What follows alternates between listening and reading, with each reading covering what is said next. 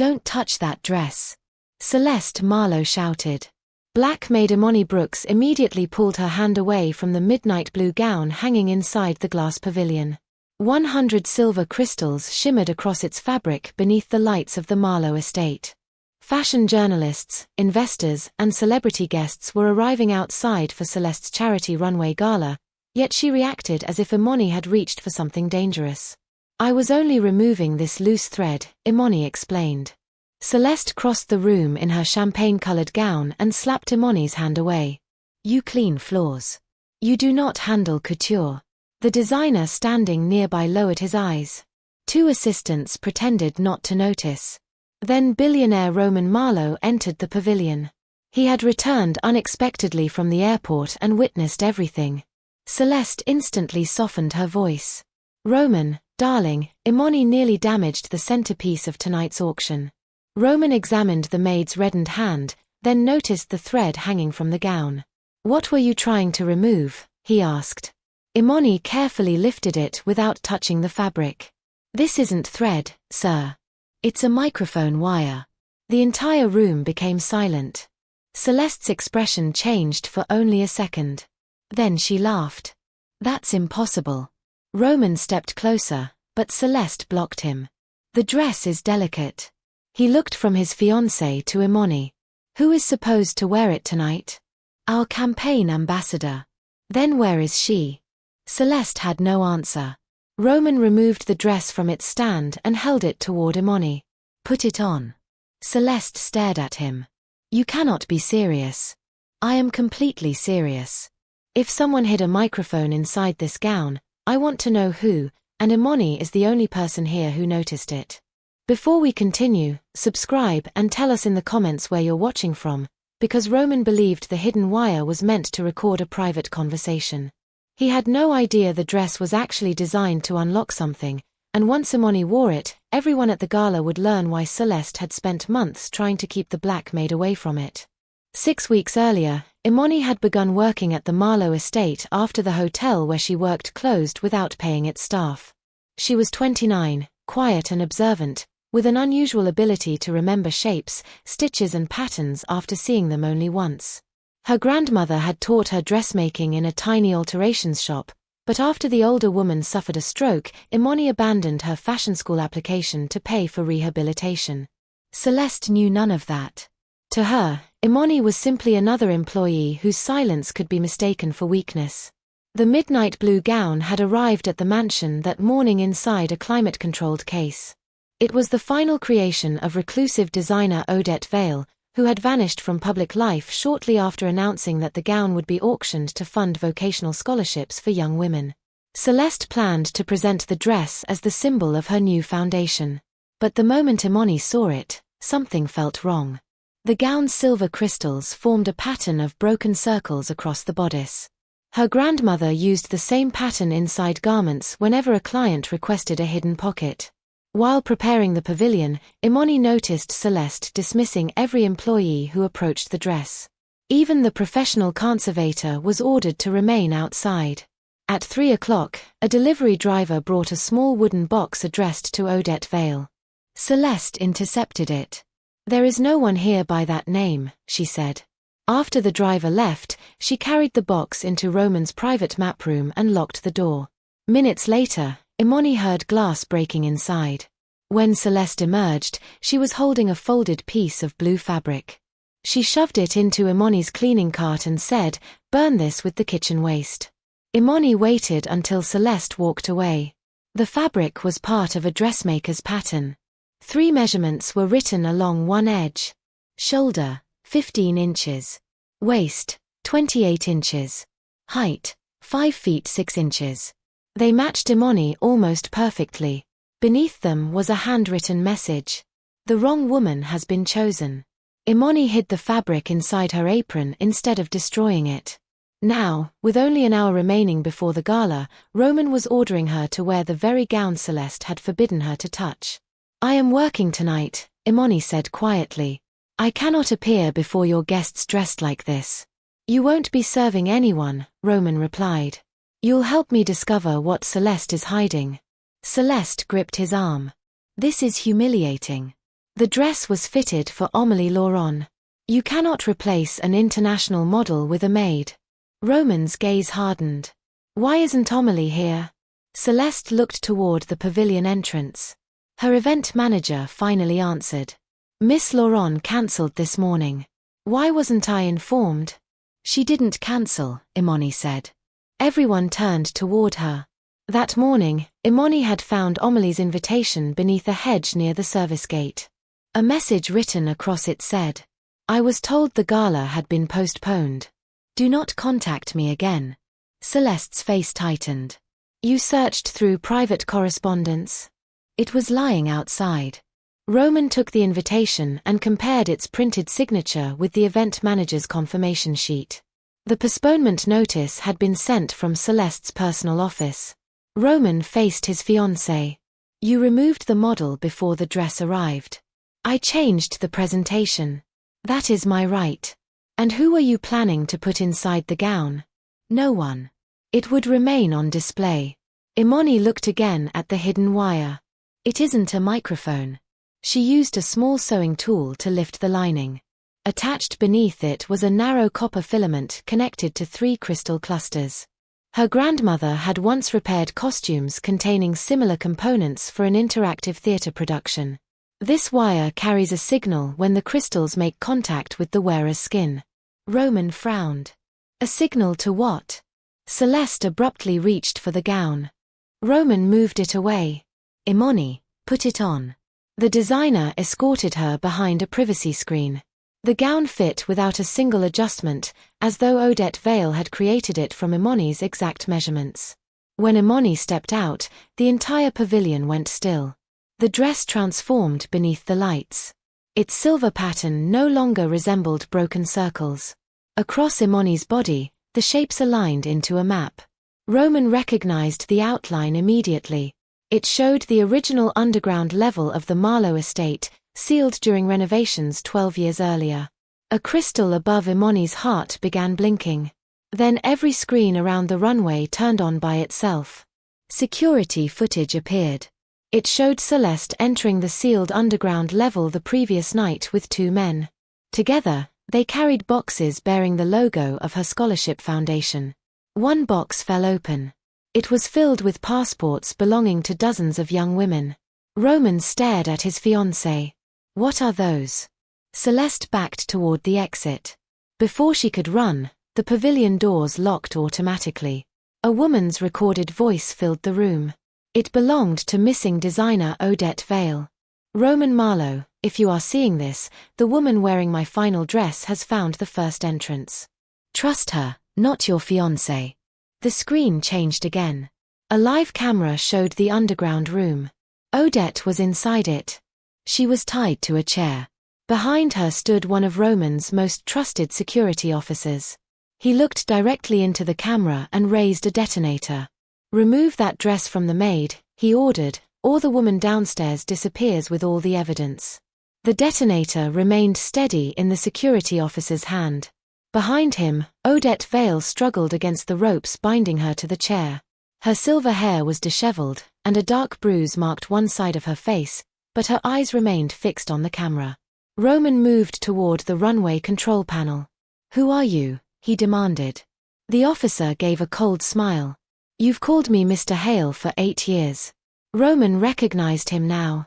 Grant Hale supervised the estate's external security and had personally investigated every threat against the Marlowe family. What have you placed beneath that room? Enough to destroy the passports, financial records, and the woman who collected them. Imani touched the blinking crystal above her heart.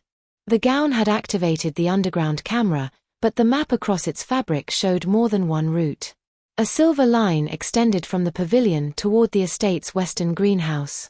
Celeste noticed where she was looking. Take off the dress, she ordered. Do what he says. Imani faced her. You knew Odette was being held downstairs. I knew Grant wanted the gown. I didn't know he had kidnapped her. Grant's voice filled the pavilion. She's lying. Celeste selected every woman whose passport is inside these boxes. Guests near the doors began recording with their phones. Fashion journalists turned their cameras toward Celeste. Her face drained of color. "This is a private family matter," she announced. "Everyone must leave immediately." She tried opening the pavilion doors, but the electronic locks remained engaged. Roman stepped between her and the controls. "No one leaves until Odette is safe." Grant raised the detonator slightly. "You have 60 seconds to remove the gown." The countdown appeared across the runway screens. Imani looked toward the designer who had helped her dress. "Did you attach the crystals?" "No," he replied. The gown arrived completed. "What touches my skin beneath the crystal over my heart?" "A small metal plate." Imani understood. The dress was not merely transmitting a signal. It was reading something from the person wearing it, possibly body heat or heartbeat. She pulled the handwritten pattern fragment from her apron and unfolded it. Along its edge, almost invisible beneath the measurements, Odette had drawn 4 short stitches, a long stitch, then 2 short ones. Imani's grandmother called that sequence a tailor's countdown. It told a seamstress which closures to release first when a costume needed to transform quickly. Imani pressed the 4th crystal from the neckline, then the 1st crystal at her waist, followed by the 2nd near her shoulder. The countdown froze at 38 seconds. Grant's smile vanished. "What did you do?" A hidden panel opened beneath the runway, revealing a small projection unit. Another camera feed appeared beside Odette's image. It showed Grant in the underground room from a second angle. The object in his hand was not connected to any explosives. A thin wire ran from it to the lighting system. "The detonator is fake," Imani said. Roman immediately ordered the estate guards to enter the lower level. Grant pressed the button. Instead of an explosion, every light inside Odette's room went out. When emergency illumination returned, Grant was gone. Odette remained tied to the chair, but water was now pouring beneath the door. He opened the reservoir line, she warned through the camera. "This chamber will flood." A quiet alarm sounded from inside the dress. One silver path across Imani's skirt began glowing blue. "The gown is showing another entrance," she said. Roman opened a communication channel to his security team, but no one answered. Celeste gave a bitter laugh. "Grant hired half your guards. You don't know which ones are loyal." Roman took out his phone and contacted the local police directly. Imani studied the glowing map. The blue path began beneath the western greenhouse, crossed an old irrigation tunnel and ended behind Odette's chamber. "I can reach her from the greenhouse." Roman shook his head. "You're not going alone. The gown only responds while I'm wearing it." "Then I'm coming with you." Celeste grabbed his sleeve. "You are risking your life for a servant." Roman turned slowly. "No. I am risking my life because someone is trapped beneath my home, and my fiancé appears more concerned about a dress than a human being." He unlocked a manual emergency panel and released the pavilion doors. Guests rushed toward the lawn as police sirens approached in the distance. Roman and Imani ran toward the greenhouse. Celeste followed them. "Stop," Roman ordered. "I know where the irrigation tunnel begins." Imani did not trust her, but water was already reaching Odette's ankles on the live screen. Celeste led them past rows of exotic plants toward an empty stone fountain. She pressed her engagement ring against a decorative brass leaf, and the fountain basin slid aside. Roman stared at her. "How did you know about this?" "Grant showed me." "Why?" "Because the underground rooms belonged to my foundation." They descended a narrow staircase. The midnight blue gown was difficult to move in, so Imani lifted its skirt and followed the glowing crystal pattern along the wall. The tunnel below was cold and wet. "What was the foundation doing down here?" Roman asked. Celeste remained silent. Imani answered for her. "The passports belong to the scholarship applicants." Celeste stopped walking. Months earlier, young women from several countries had applied for Marlowe Foundation training grants. Celeste promised them education, work placements, and legal assistance. Imani now remembered seeing some of them arriving at the mansion's service entrance. Celeste claimed they were temporary event workers. "What happened to them?" Imani asked. "They accepted contracts," Celeste replied. "Contracts they couldn't read. They wanted opportunities. You kept their passports." Grant handled the documents. Roman's voice became dangerously quiet. Where are the women now? Celeste looked away. Some were sent to factories belonging to foundation partners. Others worked in private homes. Imani felt sick.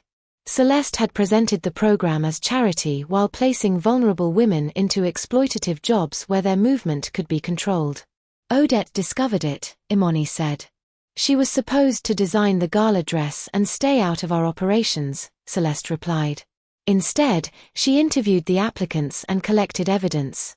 So you kidnapped her? I didn't order that. But you knew she had disappeared. Celeste's silence confirmed it. A metal gate blocked the tunnel ahead. The crystals on Imani's gown flashed red. Roman pulled at the gate, but it would not move. On the live feed, water had reached Odette's waist. Imani examined the gown's map. The silver pattern ended at her right sleeve, where 3 crystals formed a triangle. She pressed them simultaneously. A pocket opened inside the gown's lining. It contained a thin brass key and a folded strip of transparent fabric marked with names and numbers. Imani handed Roman the key. It opened the tunnel gate. They hurried forward, but Celeste stopped when she saw the transparent strip. Give me that. Imani held it away. Why? Because it doesn't belong to you. Roman placed himself between them. It was hidden inside a dress made to fit Imani. I think Odette intended her to find it. Celeste lunged for the strip. During the struggle, it fell against the glowing crystals on Imani's bodice. The transparent markings aligned with the dress's broken circles. A complete list appeared. 37 women's names were matched with factory locations, private residences, and payment amounts. At the bottom was the name of the person receiving the largest percentage from every placement. Celeste Marlowe. Roman read it in silence. Celeste stepped backward. Grant created those accounts using my name. Then why did you try to destroy the list? Roman asked. Before she could answer, a gate slammed behind them. Grant emerged from a side passage and locked the tunnel exit. This time, he held a metal tool against a large valve controlling the reservoir. Odette should never have chosen the maid, he said. Imani looked at him. She didn't choose me by accident, did she? Grant's eyes moved toward the gown. Celeste answered quietly. Odette knew your grandmother. Imani froze. My grandmother never met her. Yes, she did. 40 years ago, they worked together in the same garment factory. The revelation struck Imani harder than the cold tunnel air. Her grandmother rarely spoke about the factory where she had begun sewing as a teenager. She only said that one terrible night forced several women to escape through a loading tunnel. Grant tightened his grip on the valve. Your grandmother stole the original employment ledger. Odette spent decades searching for it. I've never seen any ledger. It is hidden inside her alterations shop, Celeste said. That is why Grant arranged for the building to be condemned. Imani remembered the sudden closure notice placed on the shop 2 weeks earlier. The city claimed the structure was unsafe, although no proper inspection had occurred. Grant had been searching for evidence connecting the old factory to the current foundation scheme. A crash echoed from Odette's chamber. The live image shook as water reached her shoulders. Roman moved toward Grant. Open the gate. Grant pressed the tool against the valve. One step closer and I release the full reservoir. Imani looked at the dress, then at the glowing blue line running toward the chamber. Odette had designed every hidden feature for a reason. Imani pressed her palm against the final crystal at the center of the gown. Nothing happened. Then Odette spoke through the camera. Sing the counting song. Imani stared at her. It was the same instruction her grandmother gave whenever teaching her to sew beneath a machine's noise. Imani quietly sang the 7-note counting melody she had known since childhood. The crystals reacted to her voice. A section of the tunnel wall opened, revealing a red emergency lever and a small steel compartment. Inside was a yellowed employment ledger bearing her grandmother's name. Grant abandoned the valve and ran toward it. Roman blocked him, and the 2 men crashed against the tunnel wall. Celeste seized the ledger first. She tore several pages free and threw them into the rushing water. Imani grabbed the remaining book, but Celeste caught the skirt of the gown and pulled her backward. The fabric ripped. A final object fell from beneath the lining. It was a small digital recorder. Odette's voice played automatically. Imani, if Celeste is beside you when you hear this, ask her why your grandmother's signature appears on Roman Marlowe's birth certificate. Roman stopped fighting. Everyone turned toward Celeste. Her face revealed that the impossible statement was true. Roman released Grant and stared at the recorder lying between them. My birth certificate. Water rushed through the drainage channel while Odette's chamber continued filling on the screen. Yet for one stunned second, no one moved. Celeste clutched the torn ledger pages against her chest. It means nothing, she said. Imani's grandmother worked at the hospital laundry. She probably signed as a witness. Roman stepped toward her. How do you know where she worked? Celeste realized her mistake. Grant used the distraction to reach the reservoir valve. Imani grabbed the red emergency lever hidden inside the wall and pulled it down with both hands. Heavy steel barriers dropped across the tunnel's water channels. The flow into Odette's chamber slowed, but did not stop. A warning light began flashing. Manual release required inside chamber. Roman restrained Grant again while Imani searched the gown's glowing map for another route. Celeste suddenly tore the birth record strip from the recorder compartment. Imani caught her wrist. Give it back. Celeste twisted the fabric of the dress around Imani's arm and shoved her against the wall. You should have burned the pattern when I ordered you. Roman pulled Celeste away. The strip fell into the water, but Imani caught it before it disappeared beneath the gate. Grant laughed. You're fighting over the wrong secret. Ask Celeste why Roman's original certificate lists no father. Roman's face hardened. My father was Victor Marlowe. Victor adopted you 3 months after you were born. You're lying. Then read it. Imani aligned the transparent strip with a crystal panel on the gown. A concealed image appeared between the names and measurements. The document identified Roman's mother as Elena Vass, a 19-year-old garment worker. The line for the father was blank. Beneath it were 2 witness signatures. Odette Vale. And Imani's grandmother, Ruth Brooks. Roman read the name twice. My mother was Margaret Marlowe. Margaret raised you, Grant replied. Elena gave birth to you inside the old factory clinic.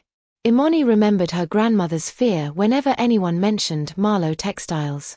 Ruth had described a night when women escaped through a loading tunnel, but she never explained what they were escaping from. Why was there a clinic inside a garment factory? Imani asked. Odette answered through the live camera.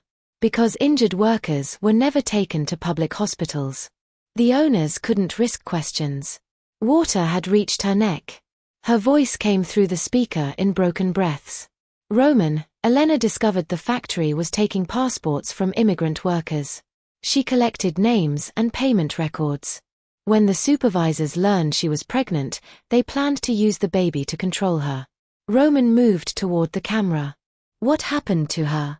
Ruth helped deliver you. I carried you through the loading tunnel. Elena remained behind so the other women could escape. Roman's eyes filled with disbelief and anger. Did she die? Odette hesitated. No. But Victor made sure you believed she had. The chamber's camera tilted as water struck it. Odette lifted her chin above the surface. Imani examined the gown. The crystal above her left hip was pulsing faster than the others. There's another release mechanism, she said. It must be behind the chamber wall. Grant struggled against Roman. You'll never reach it before she drowns. Imani took the brass key from the gown's pocket and ran down the tunnel. The glowing line ended at a narrow service hatch. She unlocked it and crawled through without waiting. Roman followed after securing Grant's wrists with a discarded cable. Stay with Celeste, he ordered Grant. Grant smiled. You still think she's on your side? Roman entered the hatch and closed it behind him. The passage was barely wide enough for them to move. Imani's gown caught repeatedly against exposed pipes.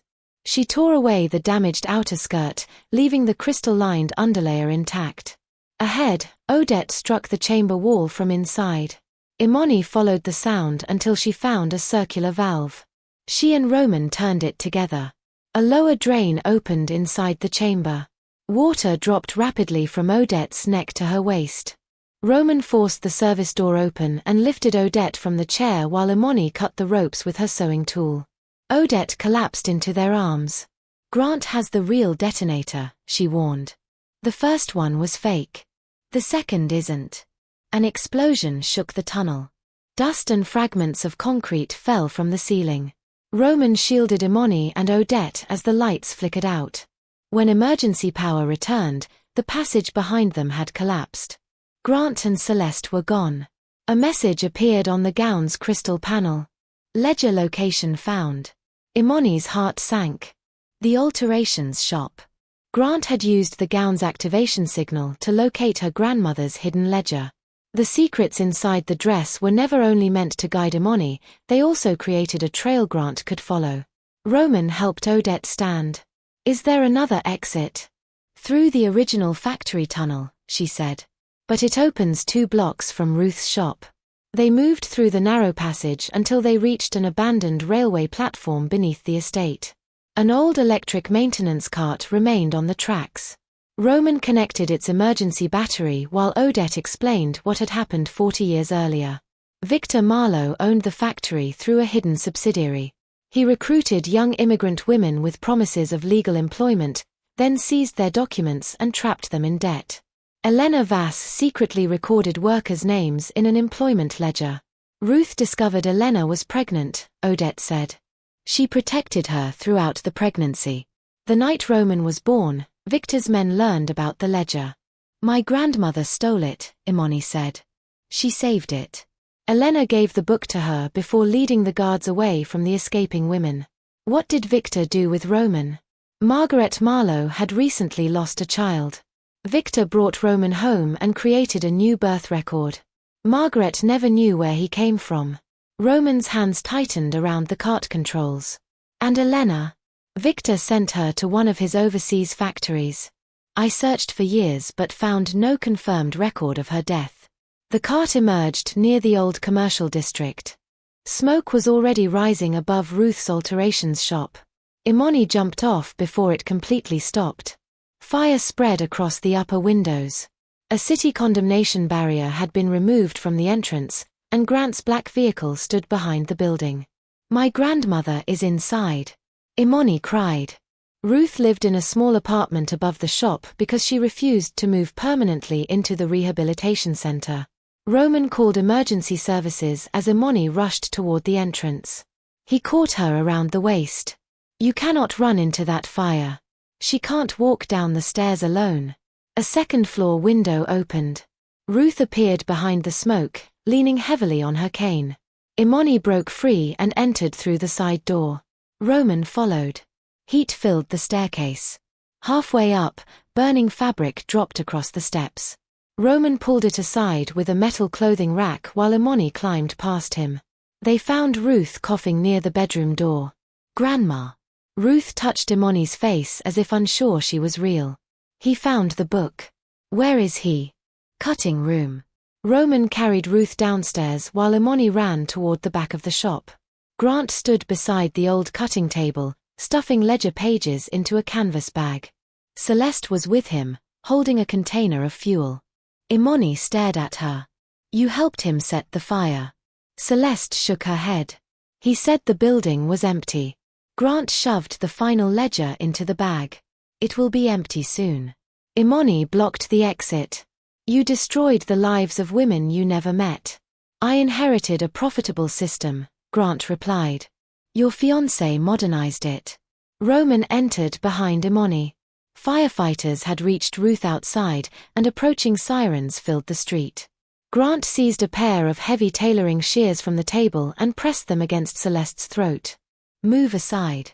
Celeste looked at Roman desperately. "Please help me." Roman's expression remained cold, but he stepped back to protect her life. Grant dragged Celeste toward the rear door. Imani noticed a strip of fabric caught beneath his shoe. It was attached to the foot control of her grandmother's industrial cutting machine. She pulled the fabric sharply. The machine roared to life. Grant startled and lost his grip on Celeste. Roman tackled him before he reached the door. The canvas bag fell open. Ledger pages scattered across the floor. Imani rushed to collect them, but flames crawled along the fuel Celeste had spilled. One page ignited. Then another. Celeste stood near a wall-mounted fire blanket. Instead of using it, she grabbed the canvas bag and ran. Imani stared after her. She took the ledger. Roman restrained Grant while firefighters entered and extinguished the flames. Police arrested him moments later, but Celeste escaped through the rear alley. Outside, paramedics treated Ruth for smoke inhalation. Imani knelt beside her. "Grandma, Celeste has the original ledger." Ruth reached beneath her coat and removed an old metal thimble. "She has a copy." Imani turned the thimble over. A tiny storage chip was hidden inside its base. "I photographed every page," Ruth whispered. "Odette taught me how." Roman crouched in front of her. "Did you deliver me?" Ruth looked into his face for a long moment. Then she touched the small scar beneath his right ear. "I tied a blue thread around your wrist so Odette could identify you in the tunnel." Roman lowered his head, overwhelmed. "My mother, Elena, is she alive?" Ruth's eyes moved toward Odette. "I don't know where she is now. But she survived long enough to send one message." Odette opened the digital file stored inside the thimble. A 40-year-old photograph appeared. Elena stood beside a factory sign in another country, holding a newspaper dated 6 years after Roman's birth. Written across the back were the words, "My son must never inherit Victor's crimes." Roman looked at Grant inside the police vehicle. "What crimes still belong to me?" Ruth answered. "The Foundation's factories are only one branch. Victor built an international labor network, and Grant has been using Marlowe shipping routes to keep it alive." Police began copying the evidence from the chip. Then Roman's phone rang. Celeste appeared on a video call from the gala pavilion. Behind her stood dozens of guests and journalists who had been prevented from leaving the estate grounds. She held the original ledger above a ceremonial flame. "If Roman publicly accuses me," she announced, "I burn the only evidence bearing his mother's signature." Roman looked toward the thimble. Celeste did not know they had a digital copy. But before he could respond, someone stepped into view behind her. A thin older woman with silver-streaked black hair. Roman stopped breathing. Odette whispered, "Elena." Celeste placed one hand on the woman's shoulder. "Come back to the pavilion alone, Roman," she said. "Or your real mother dies before you can ask why she abandoned you." Roman stared at the screen. Elena looked weak, but she was conscious. A strip of silver tape covered her mouth, and Celeste held a ceremonial flame dangerously close to the ledger. "I'm coming," Roman said. Imani caught his arm after the call ended. "She wants you alone because she thinks the ledger is her only protection." Ruth raised the thimble. "Let her believe it." Police placed a concealed microphone beneath Roman's collar. Imani, Odette, and the officers returned through the estate's underground railway while Roman approached the pavilion openly. Celeste had forced the remaining guests and journalists toward the runway. "Close the doors," she ordered. Roman obeyed. "Release Elena. First, announce that Imani and Grant created the entire scheme. You want me to accuse another innocent woman to protect you?" Celeste smiled. "Your family built its fortune that way."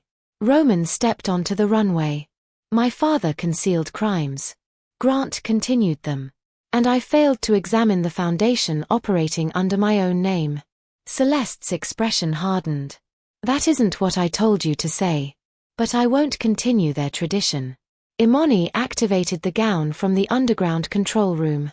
Every runway screen displayed the photographed pages stored inside Ruth's thimble, workers' names, stolen payments, factory locations, and Celeste's personal commission records.